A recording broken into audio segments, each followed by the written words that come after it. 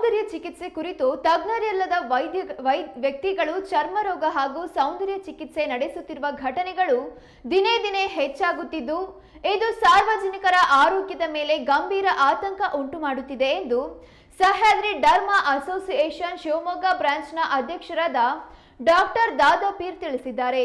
ಚರ್ಮರೋಗ ತಜ್ಞರೆಂದರೆ ಎಂಬಿಬಿಎಸ್ ನಂತರ ಚರ್ಮರೋಗ ಚಿಕಿತ್ಸೆಯಲ್ಲಿ ಮಾನ್ಯತೆ ಪಡೆದ ಸ್ನಾತಕೋತ್ತರ ಪದವಿ ಪೂರ್ಣಗೊಳಿಸಿದ ವೈದ್ಯರು.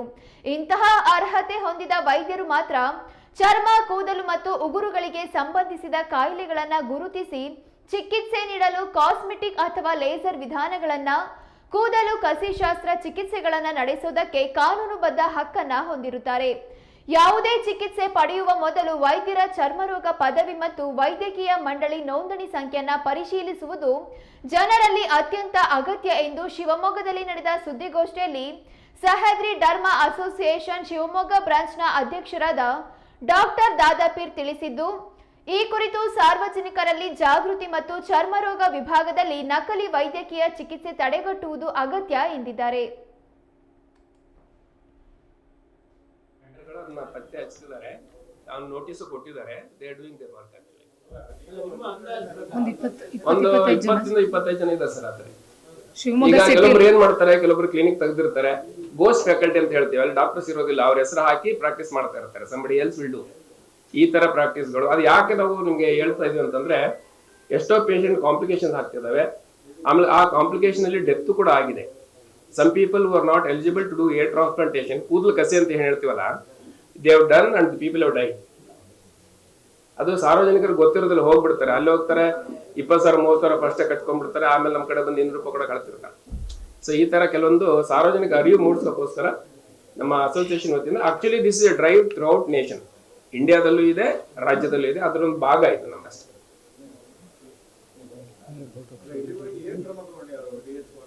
ಸರ್ ಈಗ ಎಲ್ಲ ನಾವು ರಿಕ್ವೆಸ್ಟ್ ಕೊಟ್ಟಿದ್ದೇವೆ, ಅವರು ಕೂಡ ಅವ್ರಿಗೆ ನೋಟಿಸ್ ಕೊಟ್ಬಿಟ್ಟು ಈಗ ನಾವೇನ್ ಮಾಡ್ತಾ ಇದ್ದೀವಿ, ನಾವು ರಿಕ್ವೆಸ್ಟ್ ಏನ್ ಮಾಡ್ತಾ ಇದೀವಿ ಅಂತಂದ್ರೆ, ಅವ್ರಿಗೆ ಇನ್ಸ್ಪೆಕ್ಷನ್ ಮಾಡಿ, ಪಿರಿಯಾಡಿಕಲ್ ಇನ್ಸ್ಪೆಕ್ಷನ್ ಆಗ್ಬೇಕು. ಒಂದೇ ಸರಿ ಮಾಡಿ ಮುಗಿಸೋದಲ್ಲ, 3 ತಿಂಗಳಿಗೆ 6 ತಿಂಗಳಿಗೆ ಒಂದ್ಸರಿ. ಮತ್ತೆ ಈಗ ಕೆಲವೊಬ್ರು ಕ್ಲೋಸ್ ಮಾಡಿರ್ತಾರೆ, ಮತ್ತೆ ಓಪನ್ ಮಾಡ್ಕೊಂತಾರೆ. ಆಮೇಲೆ ಪಿರಿಯಾಡಿಕಲ್ ಇನ್ಸ್ಪೆಕ್ಷನ್ ಆಗಿ ಮಾಡಿ ಅಂತ ಅವ್ರು ರಿಕ್ವೆಸ್ಟ್ ಕೊಟ್ಟಿದ್ದೀವಿ sir. They doing their part.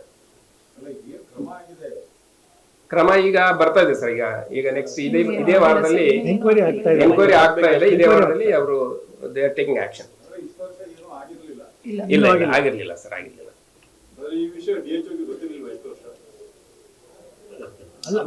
ಅಂದ್ರೆ ಏನಾಗುತ್ತೆ ಗೊತ್ತಾ ಸರ್, ಇಲ್ಲಿ ಅವರು ಸರ್ಟಿಫಿಕೇಟ್ ಪ್ರೊಡ್ಯೂಸ್ ಮಾಡಿರ್ತಾರೆ. That's what actually we are bringing to their notice. Certificate ಕೊಟ್ಟು ಈ ಡಾಕ್ಟರ್ ಇಲ್ಲಿ ವರ್ಕ್ ಮಾಡ್ತಾರೆ ಅಂತ ಹೇಳಿರ್ತಾರೆ. ಫೇಕ್ ಸರ್ಟಿಫಿಕೇಟ್ ಇರ್ತಾವೆ ಕೆಲವೊಂದು.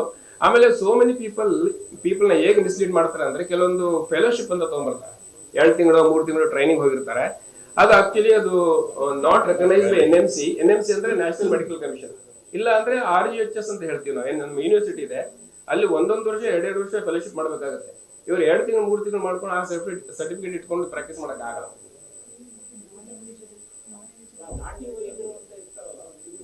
ಅದೇ ಸರ್, ಅದೇ ನಾಟಿ ವೈದ್ಯರು, ನಕಲಿ ವೈದ್ಯರು, ಸೇಮ್ ಆಂಟಿಕ್ ಬೇಕರಿ.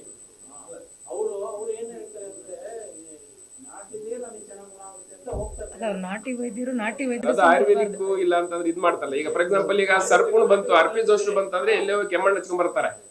ಅದು ಗಿಡಮೂಲಿಕೆ, ಅದು ಬೇರೆ ಸರ್. ಈಗ ಫಾರ್ ಎಕ್ಸಾಂಪಲ್ ನಮ್ದು ಬೋಟಾಕ್ಸ್ ಅಂತ ಮಾಡ್ತೀವಿ, injection, aunty ageing Botox, chemical peel ಅಂತ ಮಾಡ್ತೀವಿ ನಮ್ಮಲ್ಲಿ. ಈಗ ಸೌಂದರ್ಯ ಚಿಕಿತ್ಸೆಗಳು ಬಹಳ ಬಂದಿದ್ದಾವೆ. ಅದು ಏನಾಗಿದೆ ಅಂತಂದ್ರೆ, ಲರ್ನಿಂಗ್ ಅವರು ಕಡಿಮೆ ಇರೋದ್ರಿಂದ ಈ ಬ್ಯೂಟಿಷಿಯನ್ಸ್ ಎಲ್ಲ ಮಾಡಕ್ ಶುರು ಮಾಡಿದಾರೆ.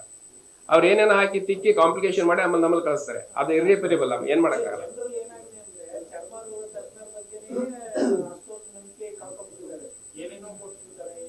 ಸರ್. ಅದು ನಾವು ಮಾಡಲ್ಲ, ಬೇರೆಯವರೆಲ್ಲ ನಮ್ಮ ಆರ್ಗನ್ ಅನ್ನ ಅಬ್ಯೂಸ್ ಮಾಡಕ್ ಕ್ವಾಲಿಫೈಡ್ ಮಾಡೋದಿಲ್ಲ ಸರ್. ಆತರ ಈಗ ಎಲ್ಲ ಹೋಗಿರ್ತಾರೆ, ಡರ್ಮಿಫೈ ಹಚ್ಕೊಳ್ರಿ, ಪೆಂಟಾಡರ್ಮ್ ಹಚ್ಕೊಳ್ರಿ, ಅದು ಸ್ಟೀರಾಯ್ಡ್ ಮಿಶ್ರಿತ ಕ್ರೀಮ್ ಕೊಟ್ಬಿಟ್ಟು ಏನಾಗ್ತದೆ, ಕಾಯಿಲೆಗಳು ಜಲ್ದಿ ವಾಸಿ ಆಗುದಿಲ್ಲ. ಅದೇ ಸರ್, ಅದೇ ಅದಕ್ಕೋಸ್ಕರ ಸರ್ ನಾವ್ ಈಗ ಆಂಟಿ ಕ್ವಾಕರ್ ಮಾಡ್ತಾ ಇರೋದು. They are doing all these kind of things. Unqualified people